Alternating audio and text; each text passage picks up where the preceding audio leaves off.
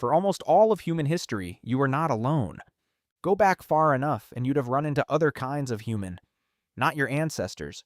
More like neighbors. Some barely up to your shoulder. Some stronger than anyone alive today, looking right back at you. They were real. They made fire and tools. They buried their dead. They sat around at night, more or less the way we do. And then, one by one, every single one of them vanished. Until there was just one kind of human left. You. Except they're not completely gone. A little of them is still here, hiding inside your body, right now. And we still can't really say why we're the ones who made it, or how close we came to not making it at all. Start with the Neanderthals, and forget the grunting, knuckle-dragging caveman. That picture's been dead for years. They lived across Europe and Asia for more than 300,000 years. They made tools and glue and clothes. They used fire. They may even have left marks on cave walls, and they buried their dead. They lived through ice ages that would kill you or me in a long weekend. Then there are the Denisovans, who are strange in a completely different way, because we've barely found any of them. A pinky bone and a few teeth from a cave in Siberia. A jawbone from up on the Tibetan plateau. That's most of what we've got. We know a whole kind of human existed, mostly from their DNA, not their bones. And on the island of Flores, in Indonesia, there were people who stood about a meter tall, with brains the size of a grapefruit, still making tools and hunting as recently as 50,000 years ago. People call them hobbits, which is charming until you remember they were real. For most of our history, if you walked far enough, you'd have met another kind of human. But none of us, not them, not us, started out as the lords of anything. For a long, long time, we were barely hanging on.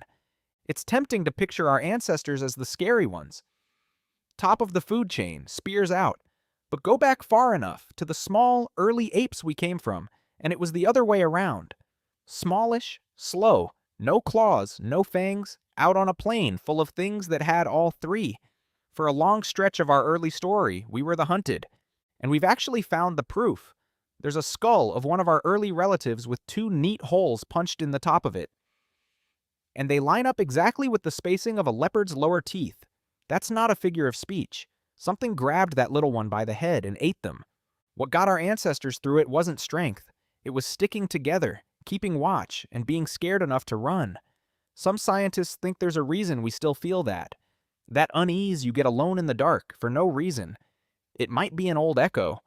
From back when the night belonged to things with far better eyes than ours.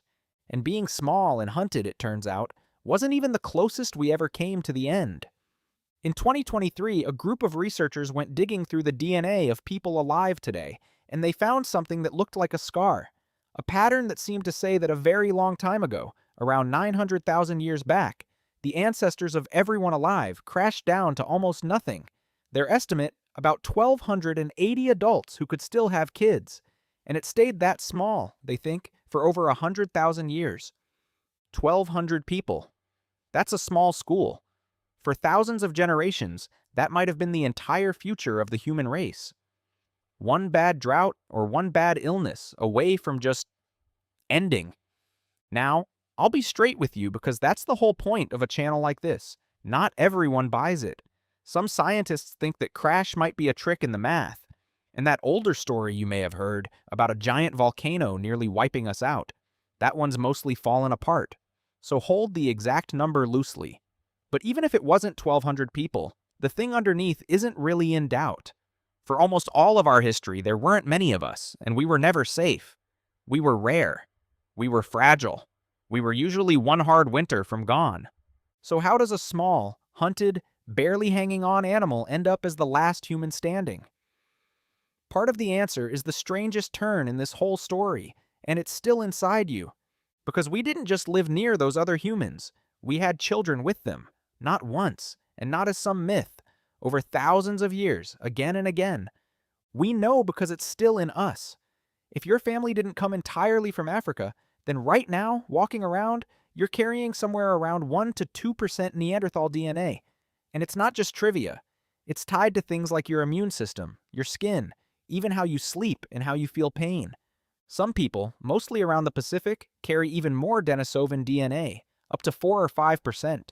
And people in Tibet can breathe high in the mountains, where the air is thin enough to make the rest of us sick because of a single gene the Denisovans handed them a very long time ago.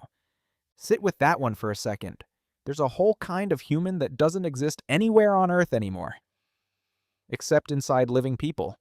If you carry their DNA, you might be the closest thing they have left to being here. So they're gone. We carry them.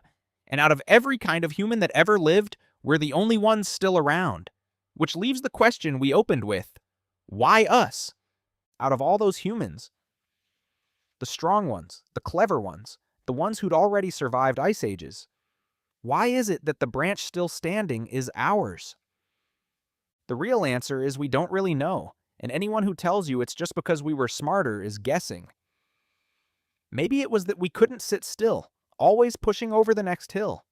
Maybe it was that we traded and talked and remembered across bigger groups. Maybe our stories let us plan for winters we couldn't see coming yet. Maybe there were simply more of us. And maybe, this is the uncomfortable one, a lot of it was luck. A volcano that went off over there instead of here. A crossing that froze solid the one year we happened to need it. The Neanderthals weren't losers. They lasted an incredibly long time. As long as we have, maybe even longer. They just ran into a world that shifted a little faster than they could keep up with.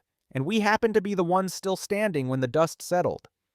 So the next time you feel small, just one person out of 8 billion on some ordinary Tuesday, not doing anything that matters, think for a second about everything that had to go right for you to be bored on that Tuesday.